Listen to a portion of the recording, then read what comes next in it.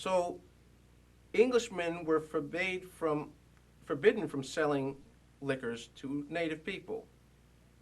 And also powder and shot, ammunition. They couldn't sell that to native peoples. They couldn't sell horses to native peoples, and sometimes they couldn't even sell boats to native peoples. All these different things were discriminatory. And it was basically so that the English could keep the upper hand, could keep control. And it was all based upon security. So what was the straw that broke the native people's back, so to speak? I mean, I know all these things were leading up to the war, but what finally kicked it off? Yeah, I think we should change here. Oh. I think it would have been enough to answer that. So can I start with my question? Great. Okay. So the question was really the straw that broke the native people's back in terms of, well, what actually kicked the war off? The event. The event that actually kicked the war off was probably... Sorry, Nani, let's say King Philip's War so people Okay. will know. The event that started King Philip's War in 1675 is pretty minor, really, compared to what actually caused hostility to begin between natives and Plymouth Colony. The war was basically started as a conflict between Philip's people, the Paukenawket, Massasoit's people. Massasoit was dead by this time, and Plymouth Colony, which claimed territorial jurisdiction over the Paukenawket. Plymouth Colony never had a charter. From 1620 to its demise in 1692, they never had a colonial charter. So therefore, they really had no authority to govern the territory. Their authority was basically situated upon the fact that other English colonies around them allowed them their territory, and that they had made treaties and agreements with the Paukenawket and other native peoples in the area, but principally the Paukenawket, who were crucial to Plymouth Colony's survival on the western boundary between themselves and the colony of Rhode Island. Because Plymouth had no charter, Rhode Island did, they got one later on. Mass Bay Colony had one to begin with as early as 1629. So they surrounded Plymouth. And Mass Bay and Plymouth made an agreed border. Rhode Island and Plymouth had disputes because both of their colonies overlapped Paukenawket territory. And this was crucial that Plymouth control the Paukenawkets. As early as 1639, they made a new agreement with Massasoit, reconfirming all the former treaty agreements of 1621, but saying also that he would not cause any wars against his neighbors, not provoke them to war, nor would he sell any of his lands or in any way convey any of his lands without the colony's permission. Didn't it have to do with the murder? I mean, you're talking about the issue of sovereignty, but there was a murder for which the English, I mean, I'm getting it all confused now, but as I recall... John Sassaman in 1675 is generally... Yeah, he didn't get the very beginning, the murder of... Okay. The murder of John Sassaman in 1675 is generally considered to be the cause of King Philip's War. It is not the cause of King Philip's War. It's merely one of a long series of incidents that caused the war to break out. But it did not cause the conflict between the English. It was only a spark that lighted on tinder that was already laid out. It was as if you had just poured gasoline all over the ground and flicked the lighter. Now, from what I've read, things went really well at first for the Wampanoag. There were incredible victories at first, weren't there? The only reason that there were victories by the natives in the beginning of the war was because the English did not believe war was going to break out. Because for 40 years there had been rumors that the natives of this place or that place or the other place were in conspiracy against the English, ever since the Pequot War. Natives exploited their differences amongst themselves by telling the English, oh, this group is going to war against you, or those people are going to war against you. Different natives vying for political rights with the English, with favoritism and things like that, trying to bolster their own people's positions as the favored natives. It was going on all through the colonies at that time. And so people stopped taking these rumors seriously because they'd have to muster the militia and then the natives would back down or the thing would quiet down. And they had already forced Philip into making treaties of submission to the colony. The Cape Cod natives, who mostly were Christian, had formalized their own engagements of fidelity with Plymouth when they saw trouble brewing as early as 1671.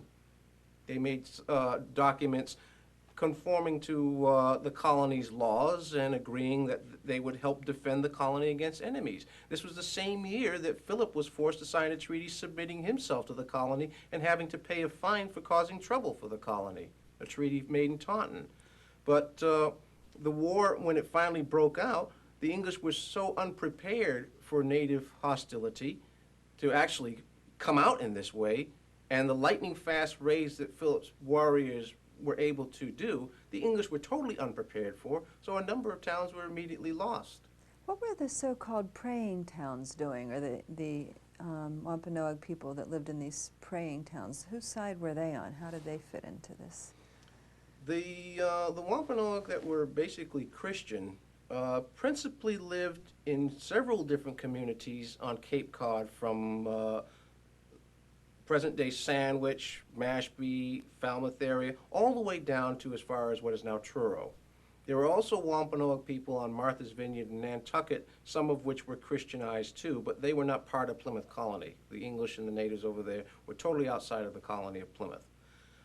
Most of the Christian communities were in, well, a good number of them, were in Massachusetts Bay Colony as well, principally Ponkapog and Natick of Massachusetts people, and several Nipmuc communities as well.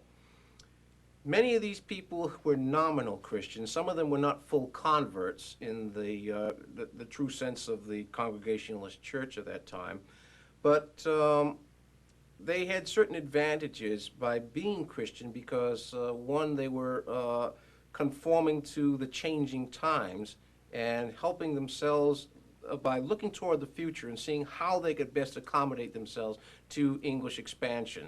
And they were able to preserve their community structures by simply adopting English Christian concepts that supported traditional concepts.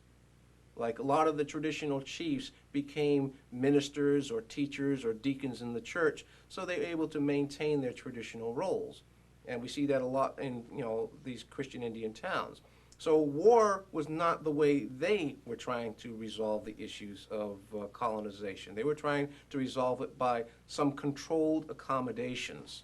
You know, one thing I'm real hazy on, I have to admit, I've just read a little bit about it, is Christian Native people sort of taken away during the war. I mean, much as the Japanese Americans were during World War II. Am I getting that right? During King Philip's War, there were a number of English people that considered that all natives were going to uprise because they hadn't expected any of them to. Then they didn't know who to trust. So as far as they were concerned, the only good Indian was a dead Indian or whatever kind of cliche might have been appropriate for that time. And also, some of them, to avoid being conscripted into colonial armies, formed vigilante groups that harassed native peoples that were living quietly near English colonies or English towns. And sort of for their own protection and sort of to prevent them from aiding and abetting the real enemy, colonial authorities felt it was best that some of these native communities be isolated. In other words, interned in places where they could be watched and controlled and where they couldn't aid and abet the enemy, and also, to some extent, probably cynically said, to protect them from vigilantes, which did harass them. And people from Natick and I believe Ponkapog were interred on Deer Island in Boston Harbor, where in the 20th century there was a prison. And native people from the Pembroke-Duxbury area called Matakesets, they were interned on Clark's Island in Plymouth Harbor in 1676. It was directly analogous probably to the Japanese-American situation during World War II. These were people of Japanese heritage who considered themselves Americans, yet they were being harassed by their fellow countrymen. So the Christian natives were considered to be English subjects. So here again, because these are ethnically native people, but they are Christian English subjects, they're still being harassed by their fellow English subjects, and so therefore interned, and their properties confiscated. Who do you imagine King Philip to have been? I know 185 is next. The previous two were 183 and 84. a few things that he supposedly said, but what do you know about him? Not so much in terms of what he did, because we've covered that, I think, in some of the other interviews, but any sense of who he was as a man? It's very hard for me to assess Philip, but because I don't know anything about him from historic records prior to 1660. I don't think he was prepared for his role, because he inherited his position upon the death of his kinsman Alexander. And so I don't know what kind of preparation he had for being the Sachem of Paukenawket. Some pretty big shoes to fill, I think, considering the relationship that Paukenawket had with Plymouth Colony. And I don't think that he was pretty much bent on all-out war. I think he was willing to arbitrate as long as it was done fairly, because he did meet with a Quaker from Rhode Island, a number of them, who suggested an arbitration about a week before the war broke out. And they suggested that the royal governor of New York and some other native leader sit as arbitrators between Paukenawket and Plymouth.